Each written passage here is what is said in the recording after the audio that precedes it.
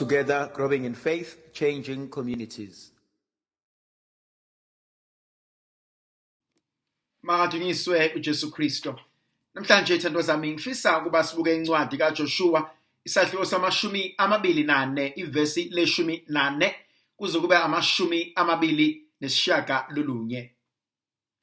Kwathi abakwa-Israyeli behlangene eShechem, uJoshua wathi, "Yesabani inkosi, nikhonze ngobuqotho nangeqiniso.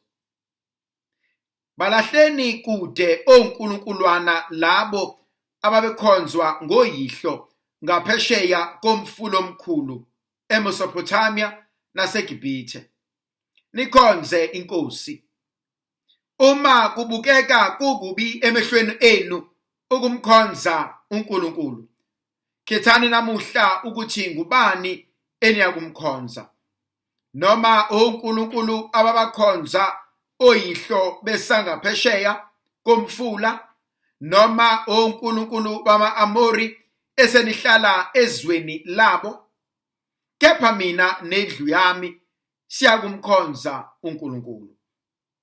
Abantu baphendula bathi, "Makube kude nathi ukuba siyishiye inkosi, sikhonze abanye onkulunkulu, ngoba inkosi uNkulunkulu wethu yona eyasikhipha thina nawobaba ezweni laseGibhithe, indlu yobugqila.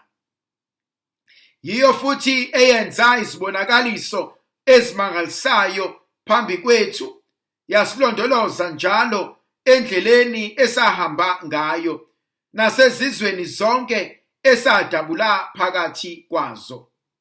Inkosi eyaxosha izizwe phambi kwethu, njengasama-Amori ayihlala kulelo zwe.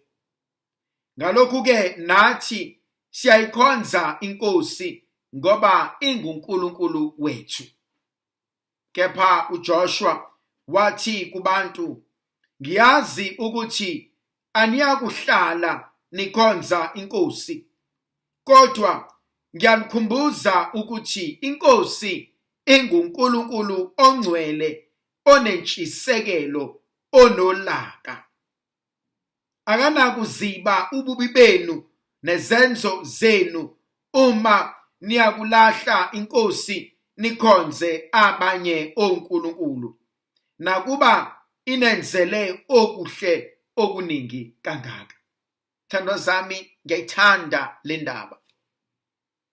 Ukhuluma izwi elijulile uJoshua.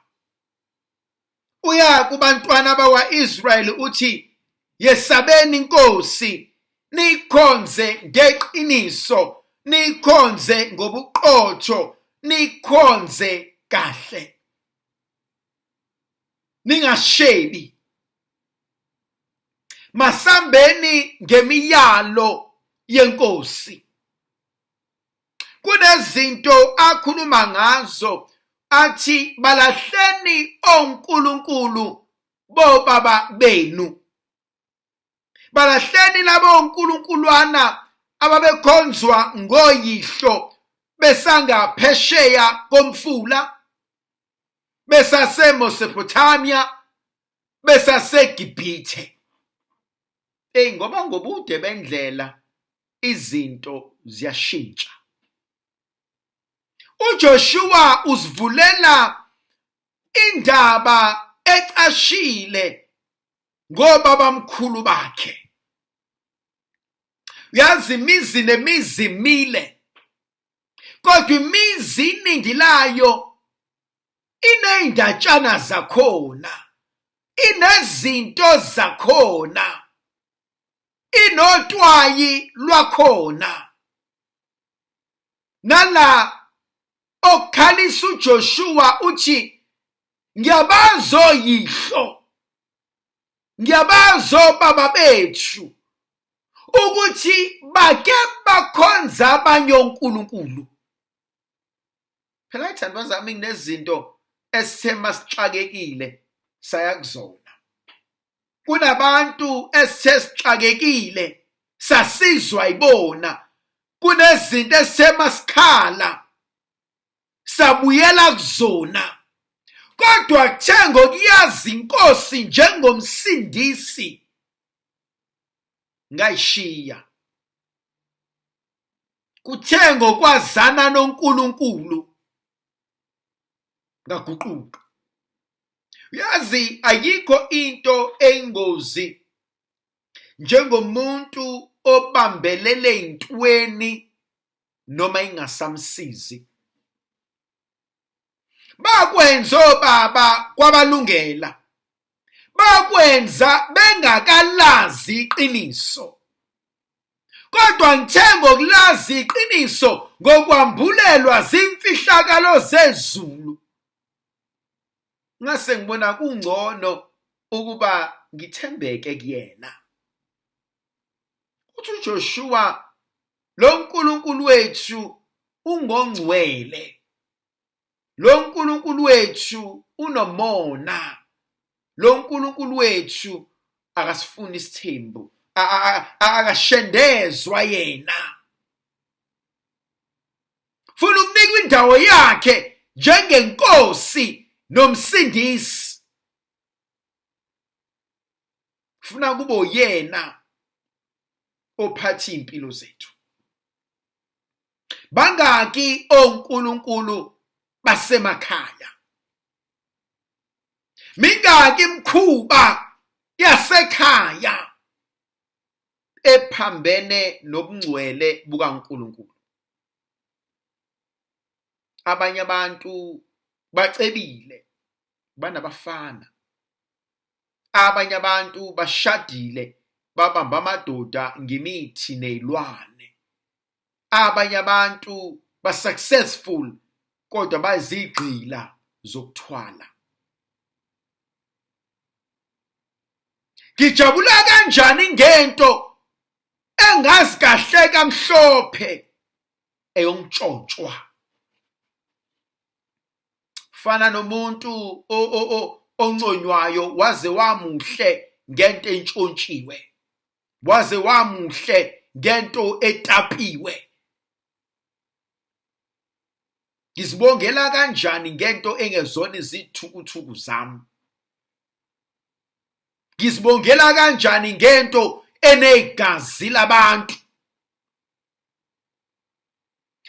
Ngokwazana nenkosi uJesu kunezinto ekumele ishintshe. Kunezinto ekumele ngihlukane nazo. Kunezinto ekumele ngibalekelane nazo, ngiqhelelane nazo. Ezinye ngizalelwe kuzona. Umkhuba wala ekhaya. Kwesinye isikhathi akuve kunzima ukukhuculula insila yegceke, ngoba ngiyibona njengensila mina. uNkulunkulu namhlanje uthi angiminani owankhipha eGibhithe, angiminani owanilwela empini, angiminani owakhombisa amandla ami phambi kwezitha zenu. uNkulunkulu wethu uthembekile. uNkulunkulu wethu akahluleki. uNkulunkulu wethu akasona isehluleki. Abantu abenza uNkulunkulu abukeke njengesehluleki ngoba siyahluleka ukumnika indawo yakhe. uNkulunkulu akasona isigwadi, uNkulunkulu akasona isishimane. Munike ithuba ayishelele intombi imqome.